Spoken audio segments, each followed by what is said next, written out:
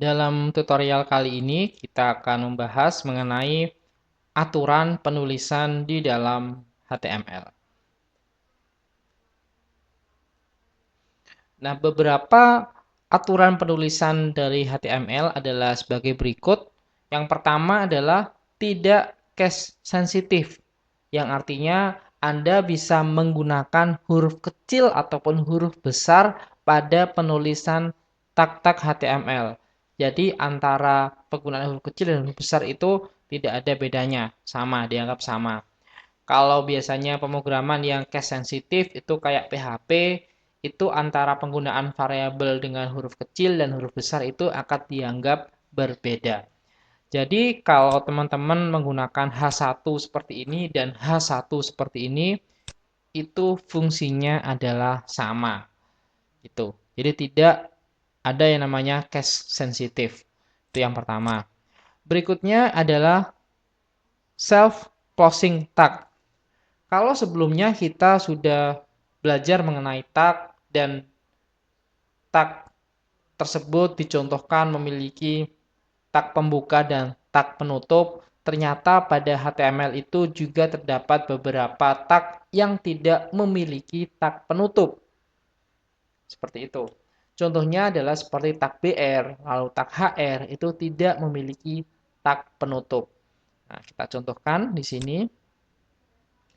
Ini saya kembalikan kecil aja. H1. Nah, seperti ini. Nah, ketika saya ingin membuat sebuah garis, di sini ketikkan seperti ini. HR, gitu ya. Lalu file save, dan kita buka di browser, maka ada garis seperti ini. Nah, di sini tidak memiliki yang namanya penutup.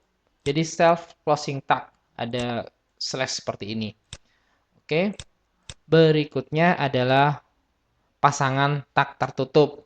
Jadi setelah ada self closing tag, untuk tag-tag yang lain pastikan adanya tag penutup. Jadi ada pembuka, ada penutupnya, seperti itu. Lalu berikutnya untuk white space ya. White space itu penggunaan spasi. Pada HTML itu tidak dihitung ya. Jadi contohnya seperti ini, di sini kita buat belajar HTML itu mudah. Nah, di sini kita buat panjang seperti ini untuk spasinya, lalu kita coba simpan dan kita reload, maka tidak akan ada bedanya pada penggunaan spasi. Nah, penggunaan spasi itu di HTML kita menggunakan script seperti ini dan NBSP, nah, titik koma. Nah, ini adalah penggunaan spasi agar spasinya dihitung. Nah, seperti itu. Saya save, lalu kita reload. Nah, baru akan dihitung. Jadi ketika Anda menambahkan spasi saja, tidak akan dihitung pada script HTML. Berikutnya, terdapat fitur comment script. Nah, comment script ini hampir seluruh bahasa pemrograman memiliki fungsi comment, di mana fungsi comment ini bisa kita gunakan sebagai fitur untuk menuliskan dokumentasi dari script yang kita tulis, ataupun bisa mendisable atau memfreeze sebuah script. Nah, caranya seperti ini. Di sini contohnya kita copy saja untuk H1-nya, lalu kita berikan sebuah garis ya, kita gunakan HR. Nah, ini saya save, lalu di sini saya reload. Nah, kan ada dua nih untuk H1-nya yang atas dan yang bawah. Nah, semisal kita akan memfreeze ya, memfreeze atau menghilangkan script yang di bawah ini agar tidak terbaca oleh HTML, kita bisa menggunakan fitur comment. Caranya seperti ini komennya. Nah, seperti ini tanda seru. Nah, seperti ini. Ini pembukanya, penutupnya adalah seperti ini. Nah, maka terlihat di sini untuk warnanya juga sudah berbeda karena ini statusnya adalah comment. Nah, seperti itu.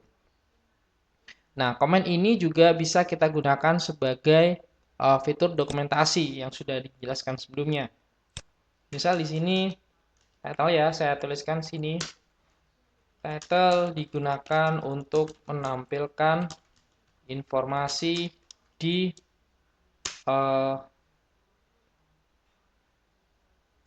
tab gitu, misal. Nah, ini tidak akan dibaca oleh HTML karena sifatnya adalah komen. Oke, kita coba simpan dulu file save, lalu kita coba lihat hasilnya. Nah, maka tidak akan terbaca untuk H1 yang bagian kedua. Nah, itu arti dari penggunaan fitur comment script.